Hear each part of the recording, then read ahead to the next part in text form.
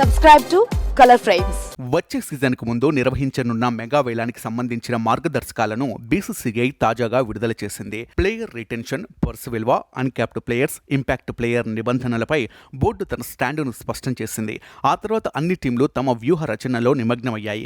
అయితే ఎంఎస్ ధోని కాకుండా ఇతర ఆటగాళ్లను అన్క్యాప్డ్ ప్లేయర్లుగా ఉంచుకోవచ్చనే ఉత్సుకత అభిమానుల్లో నెలకొంది. 5 ఏళ్లుగా అంతర్జాతీయ క్రికెట్ ఆడని ఆటగాళ్లు అన్క్యాప్డ్ ప్లేయర్స్ కిందకు వస్తారని తెలిసిందే. మరి ధోని కాకుండా ఇంకా ఎవరెవరు అన్క్యాప్డ్ గా ఉంటారో తెలుసుకుందాం. 2019 ప్రపంచ కప్ సెమీఫైనల్లో ఎంఎస్ ధోని తన చివరి అంతర్జాతీయ మ్యాచ్ ఆడాడు. బోర్డు నిబంధనల ప్రకారం అతన్ని ఇప్పుడు Chennai super Kings uncapped player గా కొనసాగించవచ్చు. ఇందుకోసం చెన్నై యాజమాన్యం కూడా ఆ దిశగానే ప్రయత్నాలు చేస్తుంది. అయితే ధోని ఈ రకంగా ఐపీఎల్ ఆడటం ద్వారా అతని శాలరీ దారుణంగా పడిపోతుంది. అయితే ధోని మాత్రం కేవలం అభిమానుల కోసమే ఐపీఎల్ ఆడుతున్నాడని పలువురు అభిప్రాయపడుతున్నారు. పీయూష్ చావ్లా అంతర్జాతీయ క్రికెట్ కు రిటైర్మెంట్ ఇవ్వలేదు, కానీ 2012లో అతను భారత్ తరపున తన చివరి మ్యాచ్ ఆడాడు. ఈ నేపథ్యంలో ముంబై ఇండియన్స్ పీయూష్ చావ్లాను అన్క్యాప్డ్ ప్లేయర్ గా తీసుకోవచ్చు. Rajasthan Royals fast bowler Sandeep శర్మను కొనసాగించవచ్చు. ప్రతి సీజన్లోనూ తనదైన ఆట తీరుతో ఆకట్టుకునే సందీప్ 2015లో భారత్ తరపున చివరి మ్యాచ్ ఆడాడు. సందీప్ కూడా ఈ ఫార్ములా ద్వారానే ఐపీఎల్ ఆడనున్నాడు. ఆల్రౌండర్ విజయశంకర్ 2019లో భారత్ తరపున